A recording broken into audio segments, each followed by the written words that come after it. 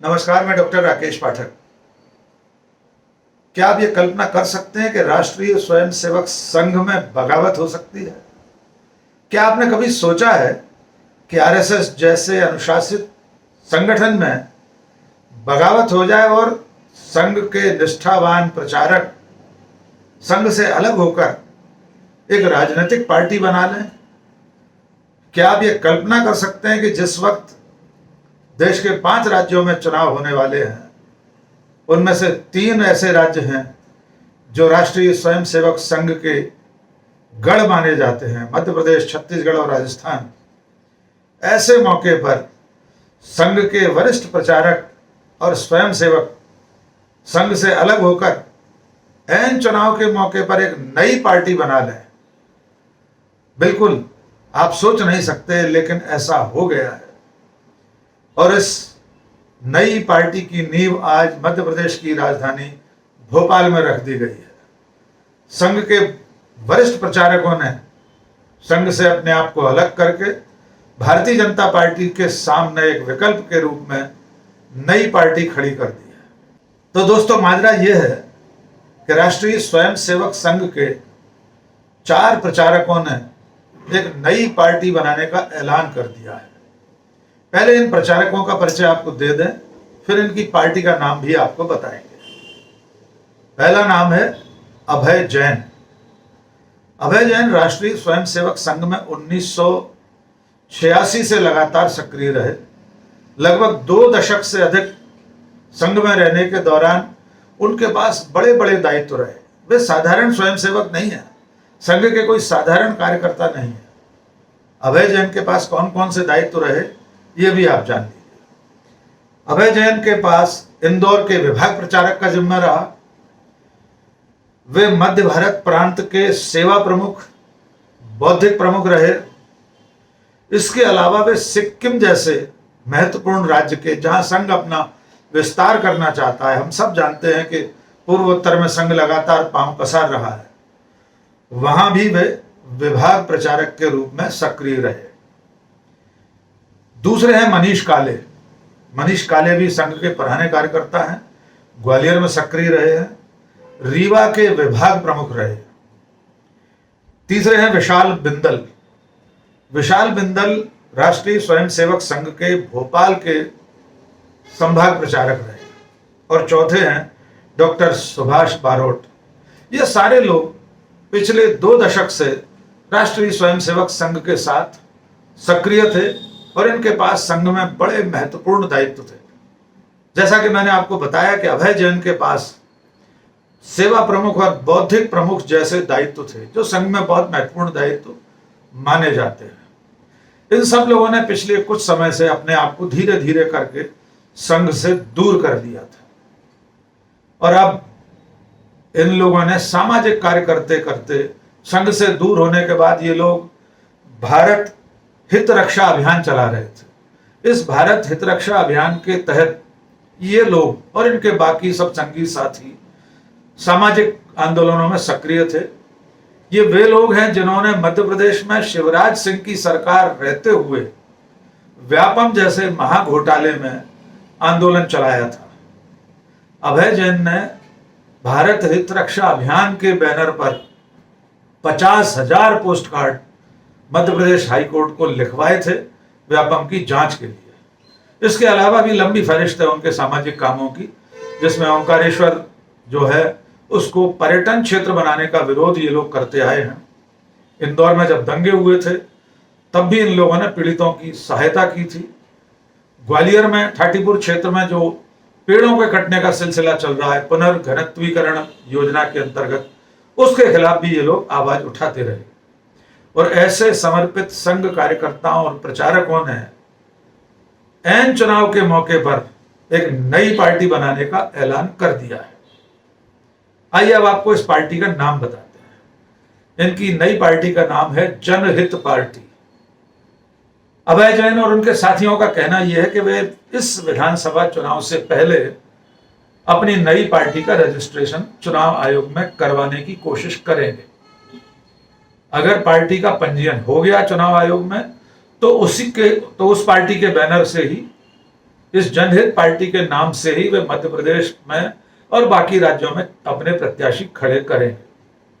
और अगर समय रहते उनकी इस नई पार्टी का रजिस्ट्रेशन नहीं हो पाया तो उनके प्रत्याशी निर्दलीय के रूप में चुनाव लड़ेंगे। अभय जैन का और बाकी क्या एजेंडा है, इनके साथियों का, इनकी पार्टी का, जनहित पार्टी का, इनका लक्ष्य क्या है, इनकी टैगलाइन क्या है, ये भी हम आपको बताते हैं। लेकिन उससे पहले आज भोपाल में जो इनकी बैठक हुई थी उसमें अभय जैन ने क्या कहा ये आपको सुनवा देते हैं। आइए सुनिए उस बैठक में अभय जैन क्या कह रहे हैं। तो राजनीति और सामाजिक काम का भेद ही खत्म हो गया। मेरे को अब लगता ही नहीं है कि ये कोई मैं राजनीतिक काम कर रहा हूँ। आंदोलन में भी मुझे कभी नहीं लगता था, मुझे लगता था सब कुछ सामान्य वैसे ही चलता है, अपनी जो मानसिक अवस्था है। और होते होते ऐसा लगने लगा कि अभी वो अपूर्ण है। सामाजिक काम की जो पूर्णता है वो समाज द्वारा बनाई हुई जो सबसे महत्वपूर्ण, सबसे बड़ी व्यवस्था है जिसको सरकार बोला जाता है। राजनीति कोई अलग चीज नहीं होती। राजनीति तो परिवार का भी राजकाज होता है, मुखिया के अंतर्गत सब चलता है, उसकी नियम व्यवस्थाएं होती है, उसका आर्थिक व्यवस्थापन भी होता है, समाजों का भी होता है, धार्मिक क्षेत्रों का भी होता है, संस्थाओं का भी होता है। वो सब एक प्रकार के छोटे छोटे स्टेट होते हैं। तो राज्य नाम जो सरकार नाम की जो चीज है वो जनता के द्वारा खुद की व्यवस्थाओं के लिए बनाई हुई एक बहुत पुरानी, बहुत प्राचीन व्यवस्था है। उसको माना गया सरकार और उसको राजनीति के नाम से लोग हमें पुकारने लगे। निर्णय कर लिया राजनीतिक दल बनाने का। 4 जून को इनके छापरी गांव में शाजापुर जिले के चंदूरी का जो घर है, घर पर ही बैठक की। तो विधिवत राजनीतिक दल के गठन की हमने जनता को सूचना दी। संगठन तो सभी का संघ है, अभी आपका भी संघ ही है। वो देश के और दुनिया के सारे हिंदुओं का मातृ संगठन संघ है,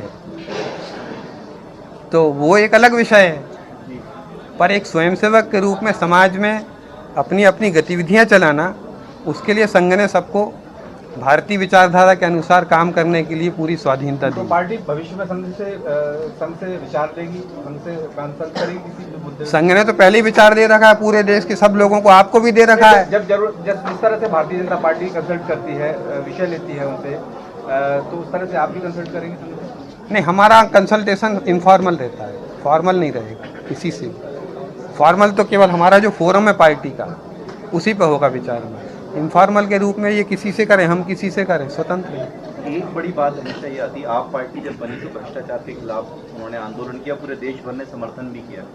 पर जब पार्टी के रूप में अस्तित्व में आई और सरकार में आई तो उनका पूरा काम करने का ढर्रा बदल गया, फ्री वाली स्कीम शुरू हो गई। तो राजनीति में ये बड़ा मुश्किल होता है कि बिना फ्री स्कीम काम करें। आपके लिए सर्वाइव कैसे कर पाएंगे? यही तो चुनौती है हमारे सामने भी और आपके सामने भी। अपन मिलके निपटेंगे, उस पर कोई भविष्यवाणी करना अभी उचित नहीं रहेगा। कमेटी में कितनी का पंजीयन अब होगा, अभी तो एप्लीकेशन हम देंगे। आज ये लोग सब प्रस्ताव कर दिया इन लोगों ने पार्टी के गठन का, कार्रवाई रजिस्टर पे हस्ताक्षर कर दिए, वो सब जमा करेंगे हम चुनाव आयोग को, तब वो उस पर विचार करेंगे। तो अभय जैन कह रहे हैं कि वे लगातार वर्षों से सामाजिक कार्य कर रहे थे, लेकिन राजनीतिक काम और सामाजिक कामों का जो भेद था उसे मिटाकर अब वे सीधे सक्रिय राजनीति में आ रहे हैं। इनकी जनहित पार्टी का जो टैग लाइन है उसका कहना यह है कि राजनीति से भागें या संभालें, यानी या तो राजनीति छोड़कर आप चले जाइए, भाग जाइए, या उसे संभालिए। तो अब ये संघ के प्रचारक राजनीति को संभालने आ रहे हैं। इसके अलावा इनका जो दृष्टि पत्र है, विजन डॉक्यूमेंट है, जो हम आपको स्क्रीन पर दिखा रहे हैं, उसमें इनने कई बातें कही हैं, जिसमें जो एजेंडा है खास तौर पर वो है हिंदुत्व के साथ गुड गवर्नेंस का, यानी अच्छा प्रशासन देने का वादा जनहित पार्टी कर रही है। इसके अलावा उनके जो लक्ष्य हैं उसमें है कश्मीरी पंडितों की घाटी से बांग्लादेशी घुसपैठियों को भारत से बाहर निकालना, पड़ोसी देशों से जो प्रताड़ित होकर हिंदू भारत में आ रहे हैं उन्हें नागरिकता प्रदान करवाना, अल्पसंख्यकों को जो विशेष अधिकार मिले हुए हैं, जो धारा 30 के अंतर्गत मिले हुए हैं, इनकी जनहित पार्टी ये कह रही है कि उस विशेष अधिकार को समाप्त करवाएंगे। ऐसे कई लक्ष्य उन्होंने अपने विजन डॉक्यूमेंट में अभी से जाहिर कर दिए हैं। और आज जो भोपाल में बैठक हुई थी उसमें पूरे मध्य प्रदेश, छत्तीसगढ़, राजस्थान, बिहार, कई अलग अलग राज्यों से 200 कार्यकर्ता शामिल हुए थे। और खास बात यह है इस पार्टी की, इन संघ के भूतपूर्व प्रचारकों की, कि ये भारतीय जनता पार्टी को भी कांग्रेस की तरह ही मान रहे हैं। इनका कहना यह है कि 5 साल तक पार्टियां लोगों से झूठे वादे करती हैं, अनाप शनाप खर्चे होते हैं सरकारी कार्यक्रमों में, लेकिन जनता का हित नहीं होता। संघ के इन प्रचारकों का कहना यह है कि भारतीय जनता पार्टी भी कांग्रेस जैसी हो गई है, इसलिए उन्हें सक्रिय राजनीति में कूदना पड़ा है और वे संघ से छिटक कर आरएसएस से दूर होकर चुनाव की बेला में भारतीय जनता पार्टी के सामने ही मैदान में उतरने वाले हैं। देखना होगा कि ये लोग कब तक अपनी पार्टी रजिस्टर करा पाते हैं चुनाव आयोग में, और जब ये चुनाव लड़ेंगे तो इन्हें जनता का कितना समर्थन मिलेगा ये आने वाले दिनों में देखना होगा। लेकिन फिलहाल मध्य प्रदेश, छत्तीसगढ़, राजस्थान और भारतीय जनता पार्टी के लिए, खुद राष्ट्रीय स्वयंसेवक संघ के लिए ये बड़ी और चौंकाने वाली खबर है कि संघ के समर्पित कार्यकर्ता, स्वयंसेवक और प्रचारक, बड़े महत्वपूर्ण दायित्वों का निर्वाह कर चुके प्रचारक संघ से दूर होकर अपनी नई राजनीतिक पार्टी खड़ी कर रहे हैं। ये पार्टी लोगों तक अपना संदेश देने में कितना कामयाब होगी, लोग, मतदाता, नागरिक, संघ के समर्थक और भारतीय जनता पार्टी से लगाव रखने वाले वोटर इस जनहित पार्टी को कितना समर्थन देंगे ये आने वाले चुनाव में ही मालूम होगा। लेकिन फिलहाल संघ और बीजेपी के लिए यह झटका देने वाली खबर है कि राष्ट्रीय स्वयंसेवक संघ में बगावत हो गई है। आखिर में एक छोटी सी अपील, अगर आपने हमारा चैनल अब तक सब्सक्राइब नहीं किया है तो फौरन सब्सक्राइब कर लीजिए। कमेंट करके बताइए ये वीडियो आपको कैसा लगा, दोस्तों और शुभचिंतकों के बीच में साझा कीजिए। आज बस इतना ही, बहुत बहुत शुक्रिया। जय हिंद।